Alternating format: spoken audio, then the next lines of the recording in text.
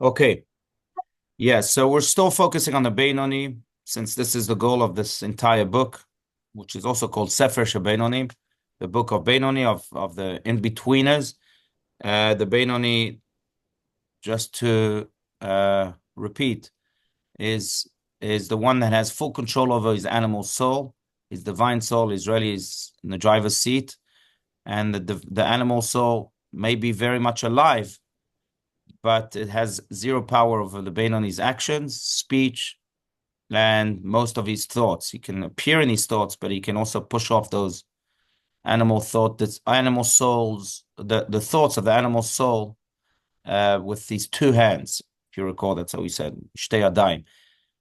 Now we're speaking about really the essence of of the human condition, of how we are pulled in both directions, right?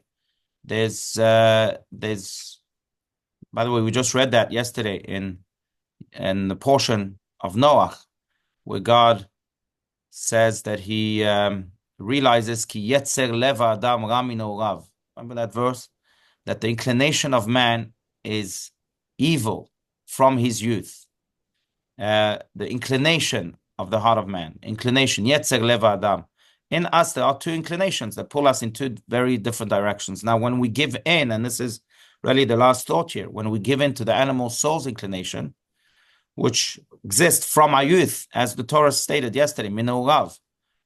When we give in, then what we are doing is that we are creating a barrier between us and God. And many ways we spoke about Moses, if you recall, who was the holiest man on earth, because he had his only barrier between him and God was his body. He had no sins. And the more sins we have, the more barriers we create. A person who has no sins is a person, therefore, is completely in tune. Or the least sins you have, the more in tune you are, the more in sync you are, so to speak, with God, but not just the God out there, with the God in here, with your neshama.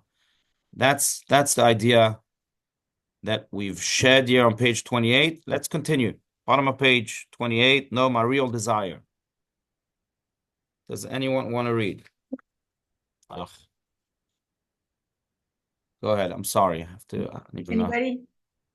Go ahead. Okay, I'll read. Yeah, anyone. Great, I'll start.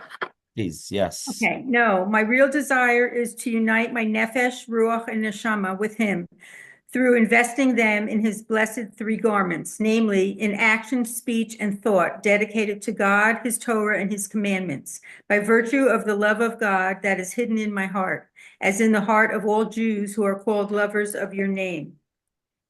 Right. Every Yeah, continue. Yeah, Every please. Jew is a lover of your name. Tzaddikim, prophets, and leaders of the generation are active lovers of your name, fully alive in their conscious relationship with God.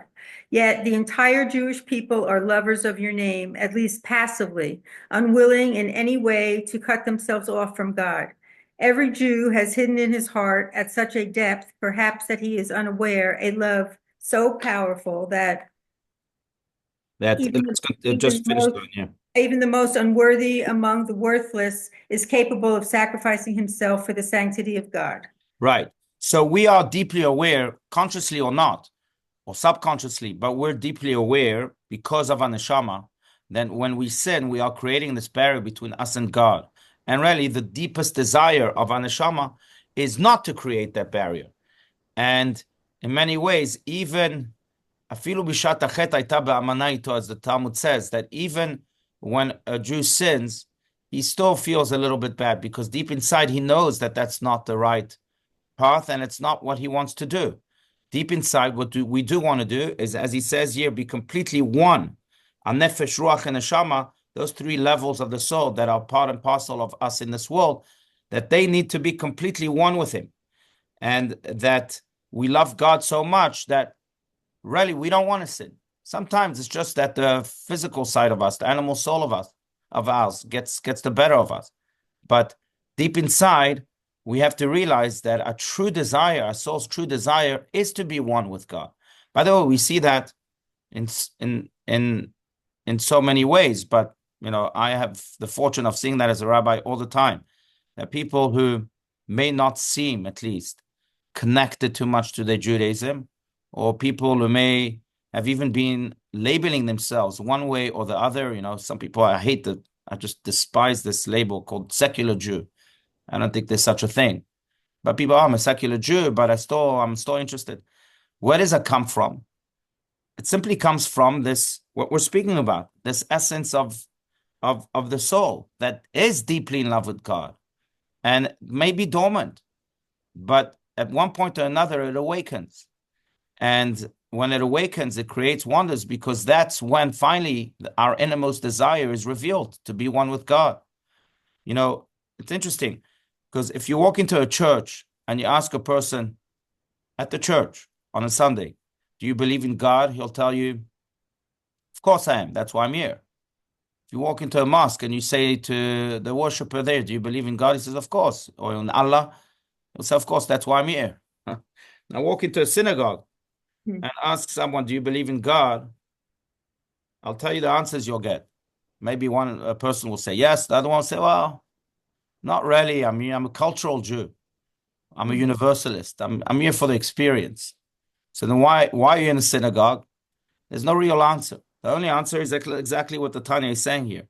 That deep within, there is this profound love to unite with God, whether we acknowledge it or not, whether we realize it or not. And really, the goal of the Benoni, in many ways, and that's why it appears in chapter 14 that speaks about the Benoni, is to not only connect to that profound love with God, but to allow that love to guide him or her. That's the only thing that counts in the eyes of the Benoni, to be one with God. Just as two lovers, their only obsession is to be one with one another, so too we want to be one with God. And there I add, it's true the other way around. Also, God wants to be one with us. He may not show it sometimes, and we have to demand it sometimes.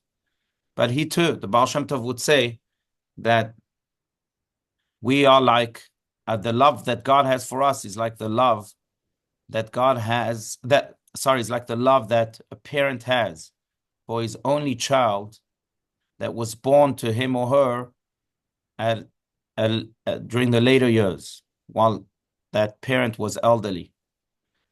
That was the definition. So that's how much God loves us.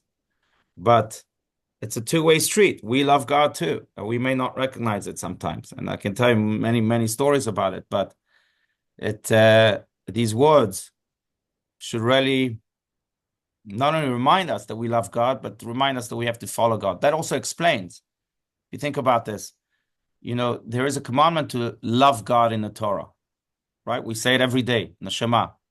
That we should love God with all our heart, with all our soul, and with all our might. Now, can I force someone to love something? How can God force us to love him if we don't love him? Can I force my son who loves the color blue to love the color pink? Can't do that.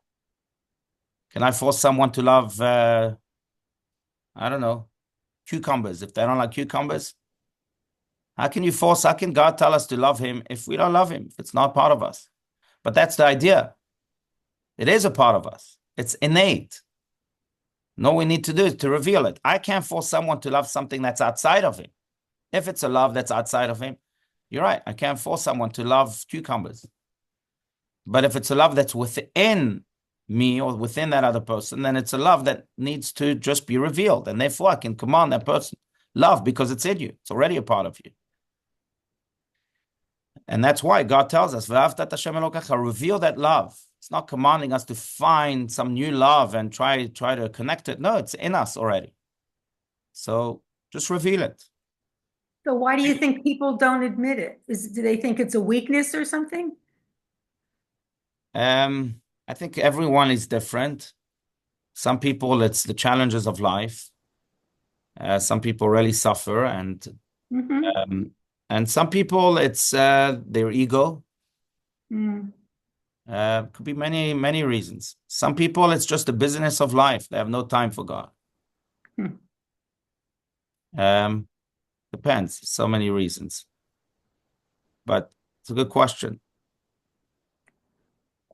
But regardless, it exists. And I can tell you this, that I know I think I've shared this story with you. Maybe yes or maybe no, but it's worth repeating it in this context if I have. And that is that the very last conversation I had with Rabbi Steinsaltz, who's the commentary of the Tanya here, was 2 weeks before his stroke. He had a stroke towards the end of his life that really took away his speech for until his passing for over 2 years. But I had the privilege of being in Israel just 2 weeks before his stroke, and I went to visit him at night. That's when he barely slept. But I remember being with him in his office at 1 o'clock in the morning. We spoke for a long time, and one of the things he told me is that he really believes that every Jew is on the trajectory of revealing that love. Just some die too soon. And then he told me the story. And by the way, that was the way he viewed every single person, really, with those lenses, which makes a huge difference, by the way, to people because they sense it. They sense that you see their best selves. That's how they'll respond. And Rabbi Steinsaltz saw everyone as a lover of God, whether that love was revealed or not yet, because he really believed that everyone would eventually reveal that love, as I just said. But he then told the story of Moshe Sneh. And Moshe Sneh was the father of Ephraim Sneh, a very famous public figure in Israel who was in Rabin's Knesset. He was in Arik Sharon's Knesset, I think.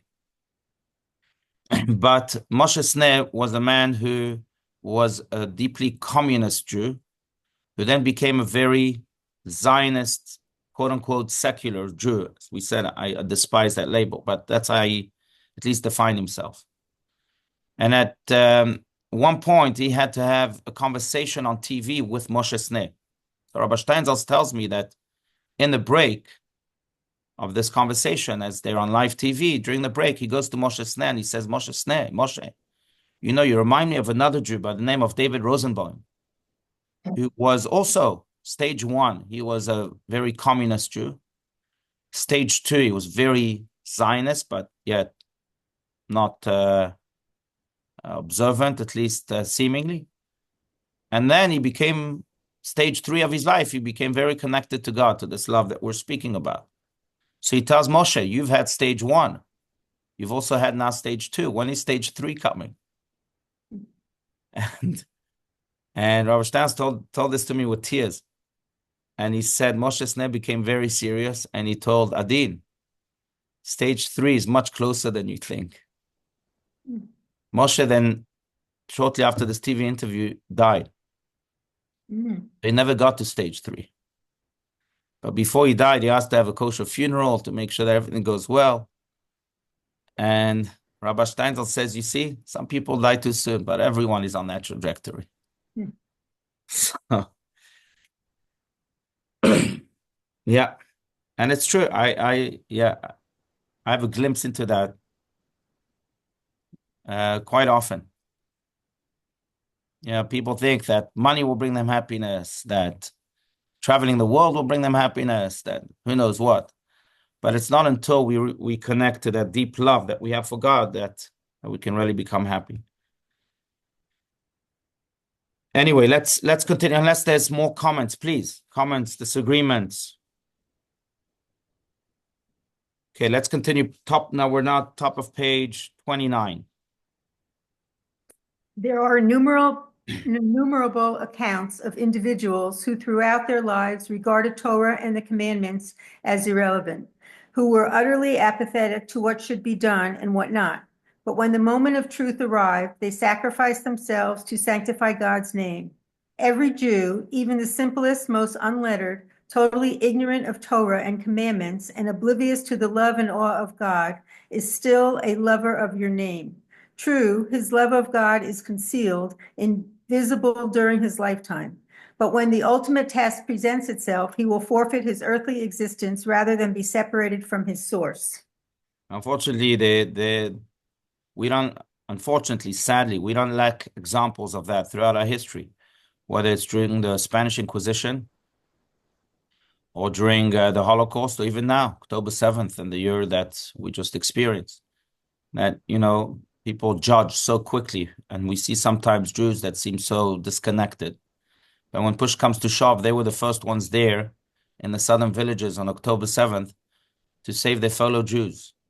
And they were the first ones there to sacrifice their lives to save, again, the fellow Jews and to, in the Al-Kiddush Hashem, as we say, in the sanctification of God's name. So we don't lack examples for what was just described. And it's just a matter of not just dying Al-Kiddush Hashem, but living Al-Kiddush Hashem by sanctifying God's name. And again, by revealing that love. I'm reminded by my beloved son that you see that what is being described right here on the battlefield all the time. That's what's so special about the Israeli army. One of the things that is so special, I'm sure, as those of you who have had relatives, I see Jordan here. His son was in the Israeli army. What's so special is that you have Jews from all sorts of backgrounds and all sorts of shapes and colors, yet they are dedicated to that divine purpose. And you may ask yourself, as you're in the army, you may ask yourself, well, wow, I never thought that this type of Jew would be as dedicated as me, or sometimes even more dedicated than me. And you realize that it comes from that deep love of God. There's no other way to explain it. That neshama that really wants to be one with God, as the Tanya explains you. And for that, they're willing to sacrifice everything. By the way, this is true not just, let's develop this a little bit. It's true not just for a cause, but it's true also for a fellow Jew, because in each and every one of us, there's a part of God. And really, the ultimate state of loving God is not just loving God out there, but it's loving the God in each and every one of us. If I have hatred towards a fellow Jew, that means that I have a hatred towards God in many ways. Think about this, because that person has a piece of God. And how dare I dismiss it? Now, yes, sometimes, that piece of God comes with all sorts of thorns, so you have to be careful, but still don't disconnect or dismiss completely. In many ways, going back to the Israeli army, when that love of God comes in full display by each and every soldier, regardless of the background that they came from, then the love of God not only causes them to dedicate themselves more than we can ever imagine to the cause or to God, but also to dedicate themselves to one another, because they consciously or subconsciously understand that the love of God can only happen if they love one another. Because in each and every one of them, there's a piece of God.